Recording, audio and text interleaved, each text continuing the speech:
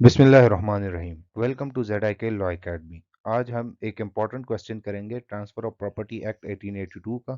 ठीक है, ये क्वेश्चन नंबर 3 है जिसमें हम डिस्कस करेंगे transfer of property to unborn child. ठीक है, ये एक इम्पॉर्टेंट टॉपिक है पंजाब यूनिवर्सिटी के एनुअल एग्जाम्स के मुताबिक। तो हम कोशिश करेंगे इसमें जो भी क्यूरी या क्वेश्चन इराज होते हों उसको क्लियर कर सके। तो चलिए स्टार्ट करते हैं आज का टॉपिक। पाकिस्तानी लीगल सिस्टम में प्रॉपर्टी जो है वो डिवाइड हुई है दो टाइप्स में, movable and immovable.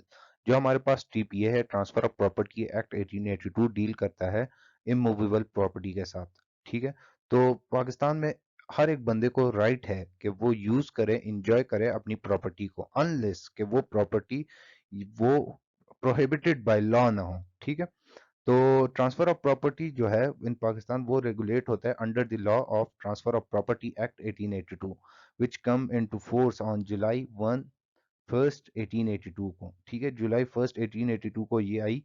The law जो इसके लॉज है वो डिफाइन करते हैं एवरीथिंग, हर चीज को जो ट्रांसफर के साथ रिलेटेड है और कंडीशंस जो उसके साथ कनेक्टेड है, उन सारी चीजों को transfer of property act 1882 define करती है या एक्सप्लेन करती है, बताती है।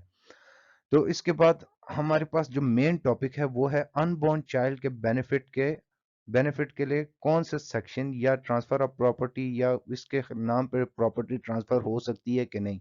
हमारे पास सेक्शन 13 जो है वो डिस्क्राइब करता है, बताता है कि अनबॉर्न चाइल्ड के नाम पे प्रॉपर्टी ट्रांसफर होती है कि नहीं। ठीक है, तो इसको हम आगे डिटेल से देखेंगे। सबसे पहले तो हमें अनबॉर्न पर्सन के बारे में पता होना चाहिए कि अनबॉर्न पर्सन कौन होता है।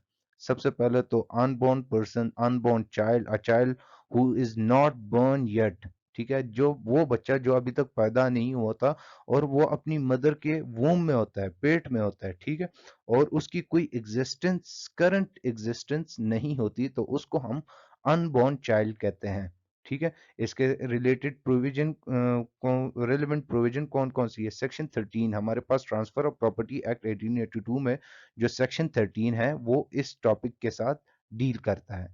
तो चले इसको फर्दर डिटेल के साथ डिस्कस करते हैं।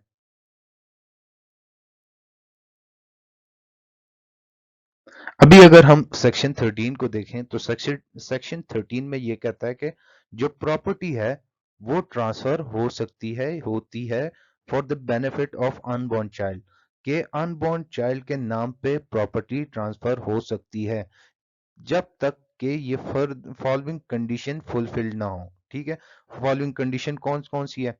कि डायरेक्ट ट्रांसफर नहीं हो सकता, transfer can not be done directly to unborn child. ठीक है, कोई भी प्रॉपर्टी अगर अनबॉर्न चाइल्ड के नाम पे ट्रांसफर होती है तो उसको वो डायरेक्ट ट्रांसफर नहीं हो सकती। ठीक है, उस सच ट्रांसफर के लिए क्या जरूरी है कि एक मैकेनिज्म ऑफ ट्रस्ट का होना जरूरी है। ठीक है, और ये बेसिक प्रिंसिपल ऑफ लॉ है दैट के एवरी प्रॉपर्टी, कोई भी प्रॉपर्टी उसका ओनर होना लाजमी है। ठीक है, और according to if the transfer of property is done to an unborn child, it will create a scenario. अगर इस नो डायरेक्ट ट्रांसफर नहीं होता, डायरेक्ट ट्रांसफर होता है अनबॉर्न चाइल्ड के लिए, अगर एक बच्चा है उसकी फिजिकल एग्जिस्टेंस ही नहीं है, तो ये एक सिनेरियो क्रिएट करता है जिसमें एक प्रॉपर्टी जब तक वो बच्चा पैदा नहीं होता तब तक वो प्रॉपर्टी विदाउट ऑनर रहेगी। ठीक है, उसका कोई मालिक नहीं होगा। तो ये इस वजह से ये कहते हैं कि नो डायरेक्ट ट्रांसफर उसका नहीं होगा। ठीक है, ये पहली कंडीशन है उसकी। उसके बाद नेक्स्ट हमारे पास, ठीक है, अगर ऐसा सरकमस्टांसेस बनता है, एक ऐसी सिचुएशन बनती है जिसमें अगर ट्रस्ट क्रिएट नहीं होता, ठीक है, तो उसमें ये होगा कि प्रायर इंटरेस्ट क्रिएट करेंगे किसी थर्ड पर्सन के लिए। ठीक है, इसका ये मतलब है कि जो वो प्रॉपर्टी है वो किसी थर्ड पर्सन के नाम पे ट्रांसफर हो जाएगी, ऑनरशिप उसके नाम पे चली जाएगी।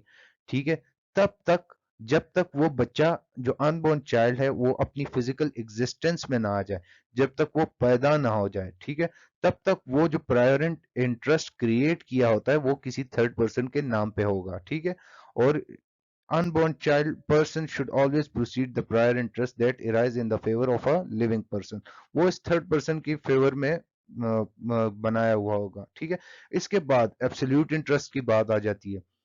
जब वो बच्चा अपनी फिजिकल एग्जिस्टेंस में आ जाता है, जब वो पैदा हो जाता है, ठीक है, तो फिर वो जो थर्ड पर्सन का ये काम होगा कि वो प्रॉपर्टी जो उसकी ऑनरशिप में है वो उसको ट्रांसफर करेगा अनबॉर्न चाइल्ड के नाम पे, जब वो अपनी फिजिकल एग्जिस्टेंस में आ जाएगा, ठीक है।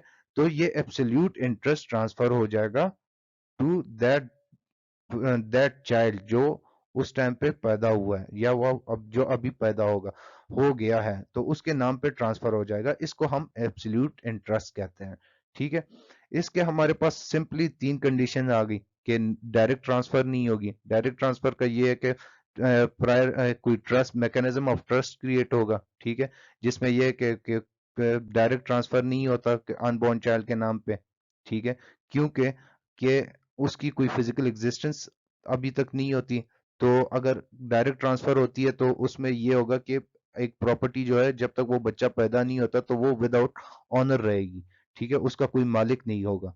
तो इस वजह से ये कहा गया कि डायरेक्ट ट्रांसफर नहीं होगा।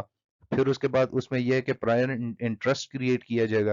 प्रायर इंटरेस्ट का ये मतलब है कि जो अगर कोई mechanism of creation of trust या मैकेनिज्म ऑफ ट्रस्ट किसी सर्कमस्टांसेस या कंडीशंस की वजह से नहीं है, तो उसमें ये होगा कि किसी थर्ड पर्सन के नाम पे वो प्रॉपर्टी ट्रांसफर होगी, ठीक है, तब जब तक कि वो बच्चा पैदा नहीं हो जाता, ठीक है। प्रायर इंटरेस्ट इंजॉय करेगा वो थर्ड पर्सन, ठीक है, उसके नाम पे बनेगा। फिर जब वो बच्चा पैदा हो जाएगा तो एब्सोल्यूट इंटरेस्ट उसके बच्चे के नाम पे ट्रांसफर हो जाएगा, ठीक है।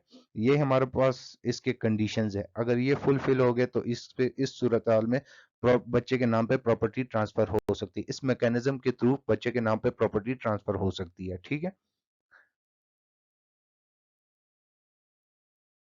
होता है कि when an unborn child acquire vested interest, वो अपने वेस्टेड जो इंटरेस्ट है वो अनबॉर्न चाइल्ड अनबॉर्न पर्सन किस तरह एक्वायर करता है, ठीक है।